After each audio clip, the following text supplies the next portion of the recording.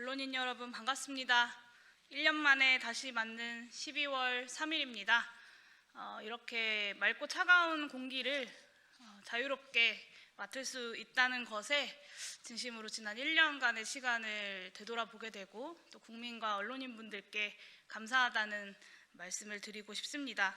저는 오늘 12.3 내란 이후 1년을 맞아 12.3 내란의 진상규명과 종식 및 민주주의 회복을 위한 특별 법안, 이른바 내란 종식 특별법을 당론 발의합니다. 오늘 이 법안의 필요성에 대해서 참여연대 이재근 협동사무처장님께서 먼저 말씀을 주시고 그 다음에 제가 법안의 취지와 내용에 대해서 설명드리도록 하겠습니다.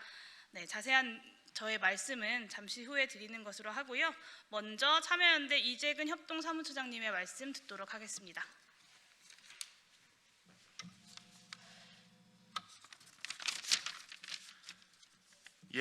참여연대가 지난 10월 16일 1.2.3 내란의 진상규명과 종식 및 민주주의 회복을 위한 특별법을 용혜인님 소개로 청원을 했었습니다. 오늘은 용혜인 의원께서 대표 발의하시는 내란 종식 특별법의 연대 발언으로 참석했습니다.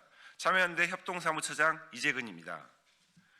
우리 민주주의와 헌법을 훼손하는 헌법 파괴 범죄 1.2.3 내란이 일어난 지 오늘로 꼭 1년째입니다.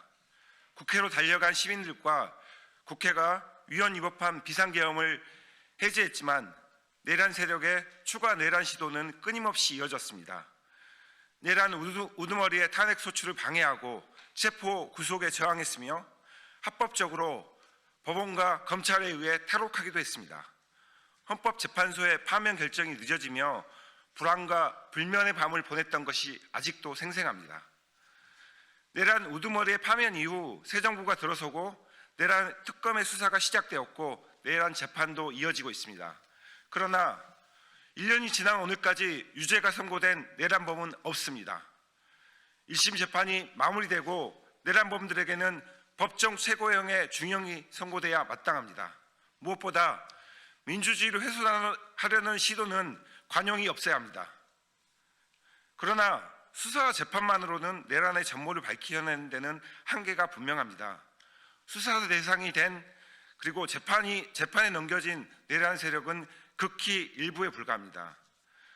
1.2.3 내란의 근본적 원인, 전개 과정의 문제점을 밝히고 내란의 전 과정에서 기획, 가담, 묵인, 실행한 자들에 대한 책임 규명과 다각도의 재발 방지 대책 마련과 실행이 이루어질 때 비로소 내란은 종식됐다 말할 수 있을 것입니다.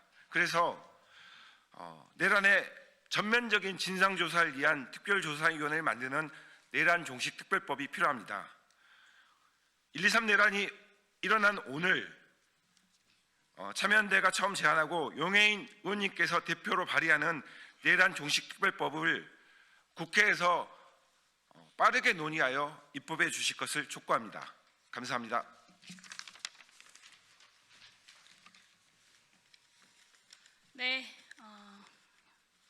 기자회견문 저도 낭독하도록 하겠습니다. 기본소득당 대표 용혜인 의원입니다. 오늘 12.3 내란의 진상규명과 종식 및 민주주의 회복을 위한 특별 법안, 이른바 내란 종식 특별법을 발의했습니다.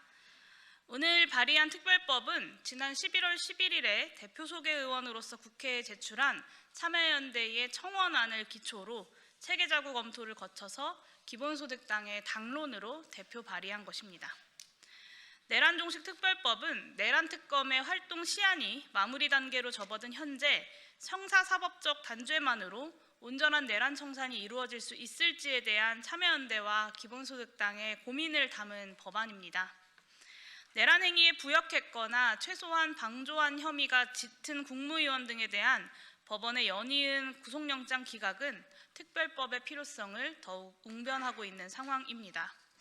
더군다나 추경호 전 국민의힘 원내대표의 12월 3일 밤의 행적은 누가 보더라도 국민의힘 소속 의원들의 계엄 해제안 표결 참여를 막고자 하는 의도가 아니라면 설명할 수 없었습니다. 더군다나 그날 오후 다들 기억하실 겁니다. 명태균 씨의 녹취록을 통해서 추경호 원내대표가 지방선거 공천 과정에서 20억을 수수했다라고 하는 의혹 보도가 나온 날이었습니다. 명태균 게이트를 비롯해 윤석열 당시 대통령과 정치적으로 운명 공동체일 수밖에 없었던 추경호 원내대표의 당일의 행적은 내란 주요 임무 종사에 대한 의혹을 짙게 가질 수밖에 없는 이유이기도 합니다. 그러나 윤석열 내란 수계와의 통화 내용까지는 파악하기 힘들다는 점을 이용해서 간밤에 법원은 구속영장 발부를 거부했습니다. 납득하기 어려운 결정입니다. 또한 12.3 비상계엄 이후 내란 세력을 고무하고 찬양하며 민주 헌정 질서의 폭력적 전복을 선동하고 있는 저 극우 시민사회 인사들에 대해서는 특검을 통한 형사 제재조차 충분히 이루어지지 못하고 있습니다. 내란 청산은 미완의 과제인 역사 청산의 과제이면서 헌법 공동체의 가치와 규범을 재정립하는 과제이기도 합니다. 형사법적 단죄는 반드시 필요하고 그것과 별도의 진상규명과 공적 기록 역시 반드시 필요합니다. 이 과정에 민주헌정질서 수호에 동의하는 제정치 및 제시민사회 세력이 청산의 주체로 나서야 하는 그런 과제인 것입니다. 내란종식특별법은 대통령 지명 3인, 헌재 탄핵 결정으로 파면된 대통령이 소속되었던 정당을 제외한 국회 추천 8명, 시민단체 및 학계 추천 4명으로 구성되는 12.3 내란의 진상규명과 민주주의 회복을 위한 특별조사위원회가 특별법에 따른 조사활동을 수행하도록 하였습니다. 이 특별위원회는 위헌 위법적 비상계엄 선포 등의 사건과 12.3 내란의 모의 및 실행에 관한 사항, 12.3 내란의 가담자와 국가기관, 개입 여부 및 역할 등을 조사 대상의 범위로 삼습니다. 당연히 군과 경찰, 그리고 해경, 검찰, 국정원, 대통령실들을 포함합니다. 내란의 전모를 밝히는 진실의 규명과 기책 사유가 있는 사람에 대한 실질적 제재를 위해 특별위원회에 상당한 권한을 부여했습니다. 조사 대상자와 참고인에 대한 진술서, 출석 요구 및 진술 청취, 관련 자료 또는 물건의 제출 요구 등 일반적 조사건 이외에 진상규명을 위해 검찰청에 압수수색 영장 청구를 의뢰할 수 있으며 조사 결과에 따라 수사기관에 고발하거나 징계 사유가 있는 공무원에 대한 감사를 요구할 수 있습니다. 또 특검 수사 필요성이 있을 경우에는 국회의 그 의결을 요구할 수도 있습니다. 그 어느 때보다 성역 없는 진상조사를 필요로 하기 때문입니다. 지난달 11일 출범한 이재명 정부의 헌법존중 정부혁실 총괄 태스크포스 역시 특검을 통한 형사법적 제재만으로는 달성하지 못하는 공직사회의 내란 청산을 완수하기 위한 고민의 산물일 것입니다.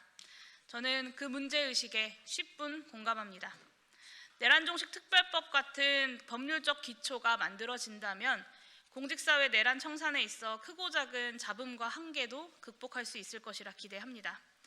기본소득당과 저 용해인은 대한민국 민주주의 최후의 보루인 국회가 특별법 제정을 통해 내란 청산의 역사적 과제를 반드시 완수할 수 있도록 조속한 입법에 만전을 기하겠습니다. 마지막으로 지난 1년 동안 마음 졸이며 대한민국의 민주주의를 지키기 위해 애써오신 우리 국민 여러분, 그리고 지난 12월 3일 국회를 지키기 위해 민주주의를 지키기 위해 또 국회로 달려와 주신 많은 시민 여러분들께 다시 한번 감사의 인사를 드립니다. 국민 여러분들의 민주주의를 향한 그 열망을 담아 내란 종식을 이뤄내기 위한 특별법 입법 조속히 완수하겠다라는 약속을 다시 한번 드립니다. 이것으로 기자회견 마치도록 하겠습니다. 감사합니다.